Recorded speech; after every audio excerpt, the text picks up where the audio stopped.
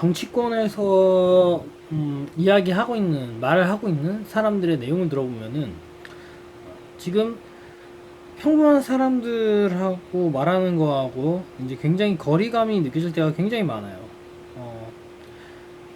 오늘은 대표적으로 이제 통일에 대해서 좀 얘기해 볼 건데, 일단 결론 말해놓고 보면 사실 저 세대까지는 그나마 있을지 모르지만 저 아래 세대는 통일에 관심 없습니다. 그런 건 있죠. 전쟁 나면 뭐 된다 뭐 이런 거를 가지고 있을 수도 있고, 북한하고 싸우기 싫다 이런 걸 가질 수는 있는데, 통일을 해야 되나? 통일 왜 굳이? 우리한테 뭐 어떤 게 있다고 통일을 해야 되지? 이런 생각이 대다수일 거예요. 그리고 그거 이상으로 더 많은 게 아예 통일이라는 단어 자체에 대한 감흥이 없는 거. 아예 그 관심이 없고 느낌이 없어. 그냥 나쁘다라는 게 아니에요. 그냥 그게 현실이라고. 이게 잘 생각해보면 어떻게 보면 당연한 건데, 이미 북한하고 우리하고 한 나라, 뭐 한 민족 이런 개념이 존재하지 않게 되는 거죠. 근데 이제 정치권에서는 여전히 이제 뭐 그 좌파 쪽에서는 뭐 북한을 뭐 형제니 이렇게 부르는 분들도 꽤 계시더라고요. 단적으로 말하겠는데, 그거는 평범한 일반 민중의 관심에는 전혀 어떤 영향도 줄 수 없는 말이에요. 통일을 해야 된다, 뭐 북한이 혈맹이다, 뭐 일본이 나쁘다 이런 관점으로는 아예 CR도 박히지 않는다. 관심도 없다. 관심이 그나마 있는 거는 이런 거죠. 전쟁하기 싫다. 편하게 잘 먹고 잘 살고 싶다. 취업하기 너무 힘들다. 알바 자리도 요새 구하기 힘들다. 이런 거. 차라리 이런 거에는 굉장한 관심을 가질 수 있습니다.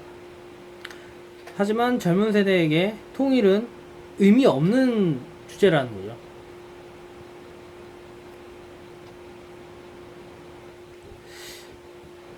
그리고 또 이런 생각도 해봐요. 이미 우리의 관심사는 관심사라기 하기보다는 우리가 생각하는 방식은 이미 각자가 개별 안건마다 생각이 다른 거.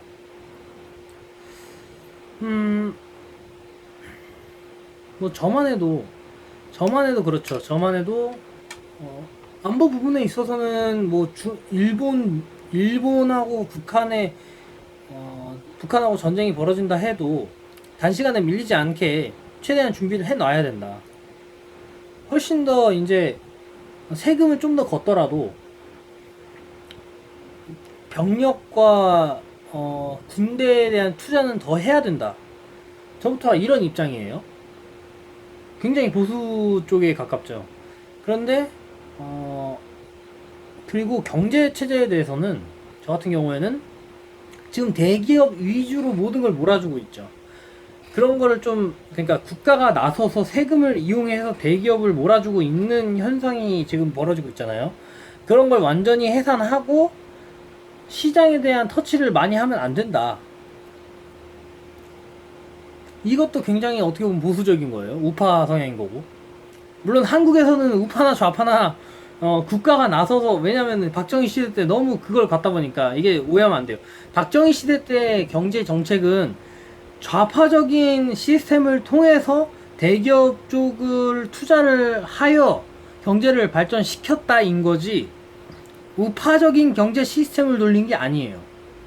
경제 시스템의 그 구조만 따지면, 그러니까 국가 정책으로 밀어줘서 기업을 키운다라는 것 자체가 애덤 스미스의 이론하고는 한 100만 광년쯤 떨어져 있거든요. 뭐 이렇게 생각하면 돼요. 국가가 세금을 걷어서 분배에 올인을 한 게 이제 북한 등의 공산주의 국가였고, 한국은 이제 자본주의 국가라고 하지만 실제로는 세금을 걷어서 기업에 투자를 했다. 그것도 대기업 위주로, 수출할 수 있는 수출 중심 기업 위주로. 그리고 그 시스템으로 쭉 가다가 성장이 멈추고 법을 만나면서 터졌는데, 그 법을 터졌을 때조차도 IMF 때도 대기업 쪽으로 밀어줬죠. 대기업의 부채 같은 거를 전부 다 국가가 감당을 해줬고 국민들이 감당을 해줬죠.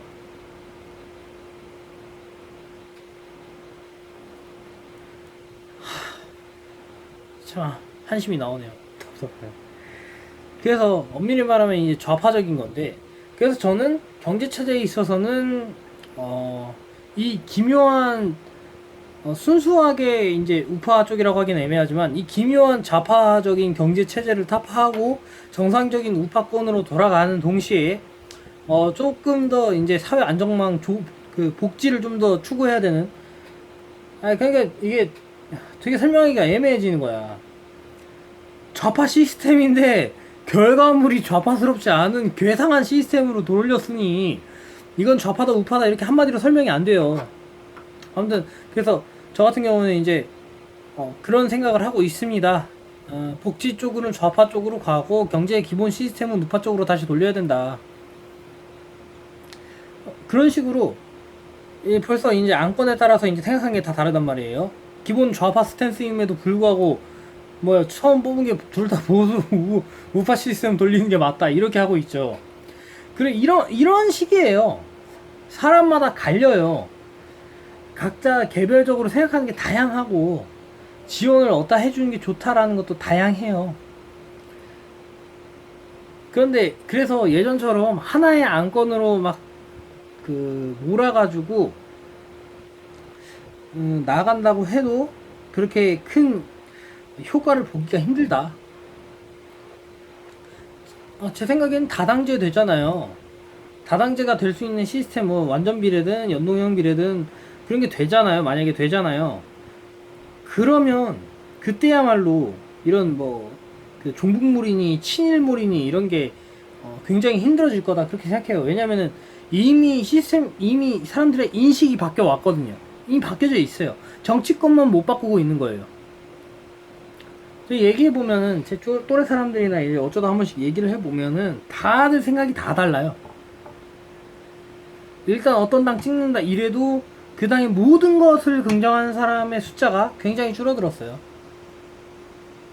그래서 더욱더 이제 그 정치가 이제 갈라파고스화 되는 거죠. 예를 들어 또 이런 것도 있잖아요. 저 같은 경우는 일본의 이제 불매운동에 대해서는 약간의 회의가 있는데, 그리고 약간의 회의가 있고, 거기에 이제 민족주의적인 관점으로 접근을 해서, 불매운동 너희들도 참여해라. 안 하는 애들은 다 친일파다. 이렇게 하는 건 전체주의적이다라고 비판까지 하지만, 반대로 올림픽 보이콧에 대해서는 오히려 적극적으로 밀어주고 있단 말이에요. 저는. 반드시 해야 되는 거라고 생각해요. 저는.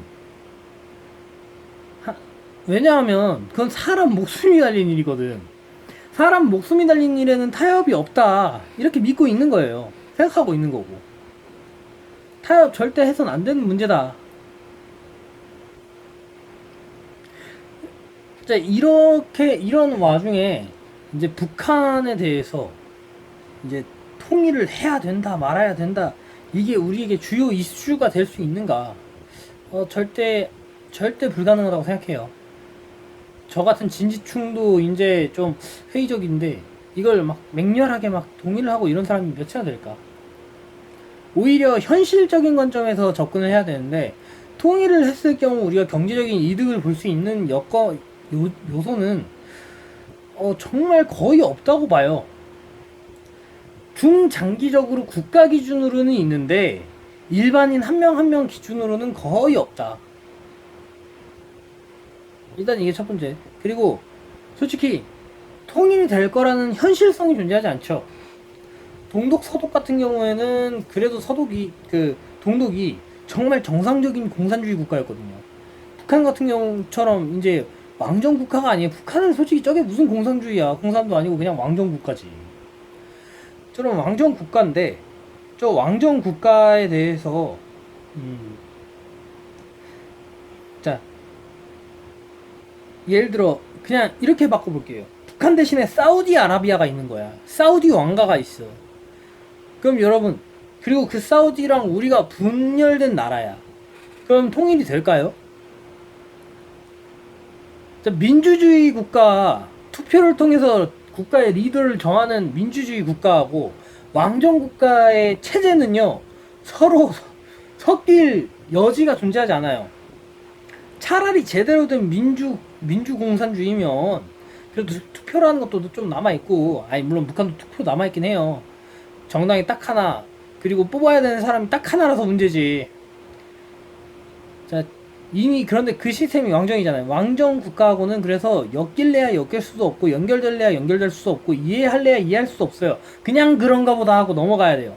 외국이면 그럴 수 있죠. 근데 외국이면 그럴 수 있는데 통일을 해야 되고 우리가 같이 살아가는 입장으로서 그 사상과 그거에 대한 이해를 한다.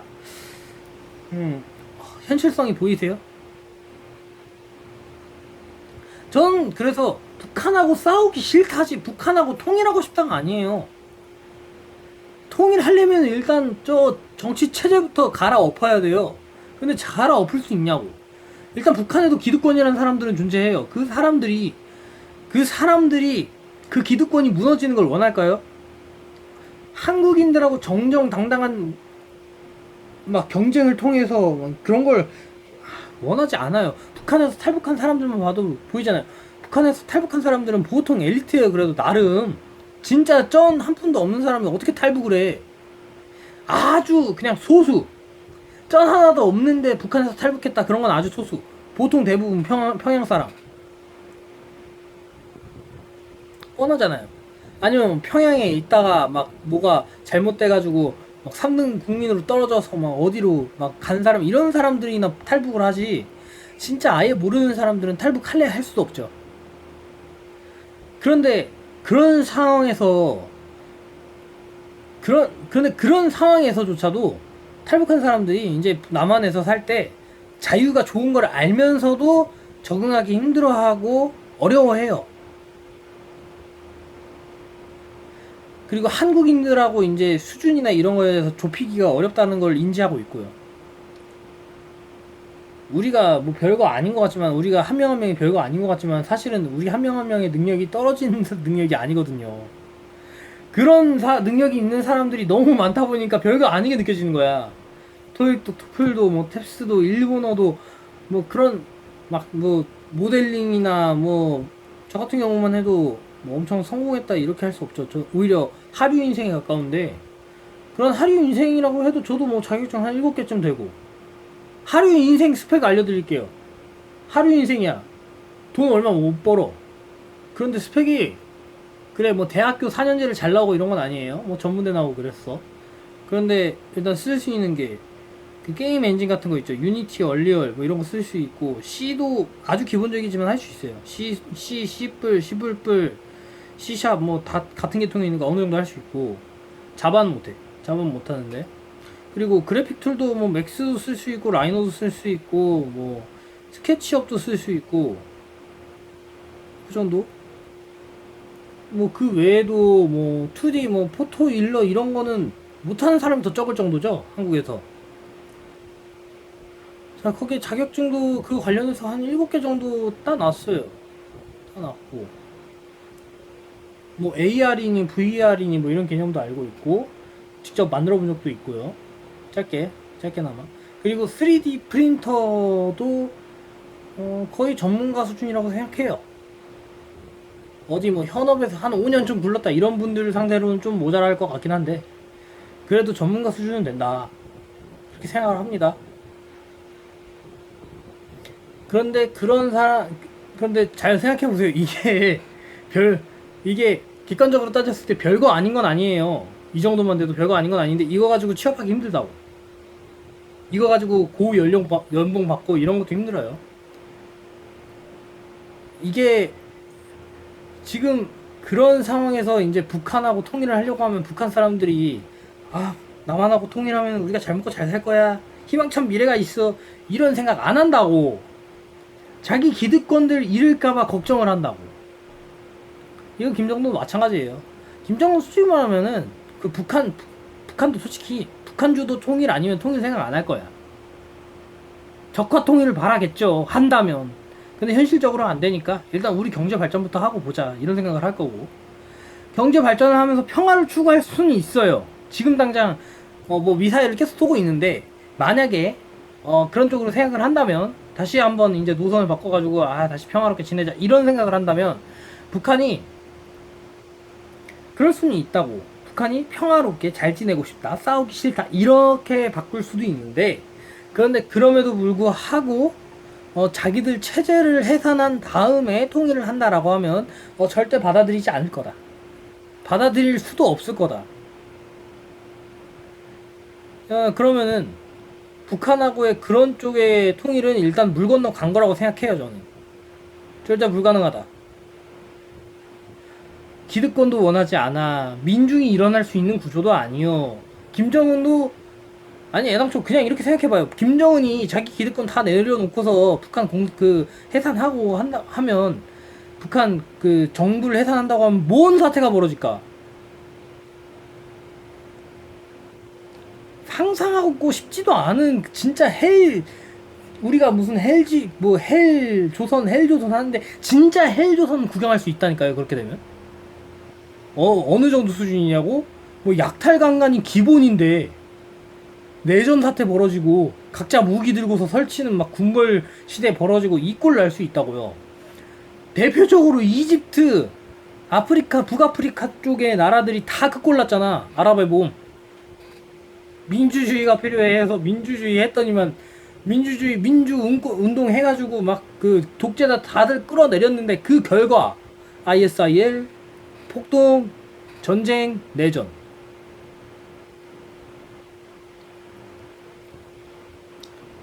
북한하고, 그래서 북한 정부의 전복을 통한 통일 이런 거는요 절대 불가능이고요. 북한 자체가 그걸 내려놓을 수도 없어요. 근데 내려놓은 상태에서의 통일도 불가능해. 내려놓을 수도 없고 잡고 있을 수도 없는 거죠.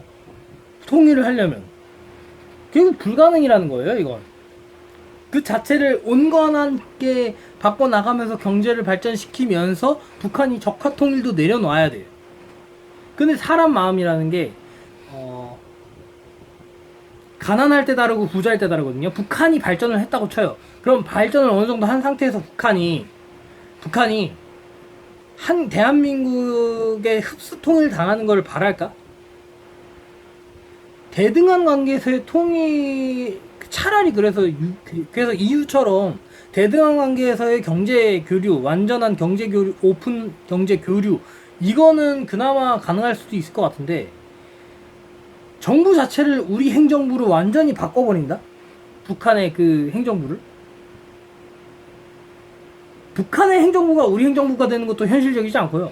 우리 행정부가 북한 행정부 되는 것도 현실적이지 않아요. 그런 의미에서 우리가 상상하는 막 우리에게 도움이 되고 우리에게 정말 이득이 되고 정말 막 경제 발전에 도움이 되고 이런 형태의 통일은요 현실성이 제로다. 왜? 일단 나같이 우리나라 대한민국 국민조차도 이미 통일 그런 거에 대해서 큰 관심이 없는 데다가 각자 생각하는 게 다르고 안건에 대해 생각하는 게 다르고, 북한도 마찬가지로 우리에 대해서 생각하는 게 그렇게 긍정적이지만 않으며, 정부를 유지한 상태에서 통일을 하는 것도 무리고, 그렇다고 해서 정부를 해산하면 북한 자체가 막장이 되기 때문에 관리가 안 되고, 그 상태에서는 그래서 결과적으로 우리하고 힘을 합쳐서 막 경제력이 확 살아나고 그러는 그 이야기는, 스토리는 거의 하나님이 말씀하셨다 통일이 되라 했더니 통일이 되었더라, 이런 레벨의 이야기라고 보시면 돼요. 마법이나 뭐 기적의 영역이다. 그리고 된다 해도 그렇게 하면은 한 50년 정도는 걸리지 않겠어요? 일단 우리 그 민주주의 이걸 버리는 건 개소리니까 애당초 꺼져버리라고 치고, 북한이 자연스러운 방식으로 내부 분열이 일어나지 않고 내부 폭동 사태가 일어나지 않고 막 병력에 막 난전, 그리고 막 그 봉건 영주들처럼 막 그런 세력들이 일어나지 않는 거야. 그러면서 자연스럽게 민주주의가 정착되는 그런 시나리오, 그런 동시에 경제가 발전하면서 그 민주적으로 바뀐 국민들이 뽑은 민주정부가 한국이랑 이제부터 통일합니다라는 걸 외칠 가능성, 이게 되는 정도면요, 그냥 그 사람이 UN 사무총장을 한 다음에 세계를 통일하면 돼요. 진짜 난 그렇게 생각해. 그게 가능한 존재가 있으면 그건 그냥 신이라고 불러줘야 된다고도 생각해요. 그리고 얼마나 어처구니없게 현실성이 없는 얘기인지 아시겠죠? 그래서 안 된다고. 그냥 애초에 안 되는 거라고. 안 되고 된다 해도 이득도 없고, 그 됐을 때 이득이 나는 시나리오는요, 못해도 40-50년 정도 막 지나가지고 엄청난 투자를 하고 엄청난 희생을 한 다음에 이야기예요. 적어도 우리 세대에서 이득 볼 건 없습니다. 30년이 지나면 내가 몇 살이야? 60세 가까이 되겠는데? 25인 사람 기준으로 쳤을 때 30년 후면 55살입니다.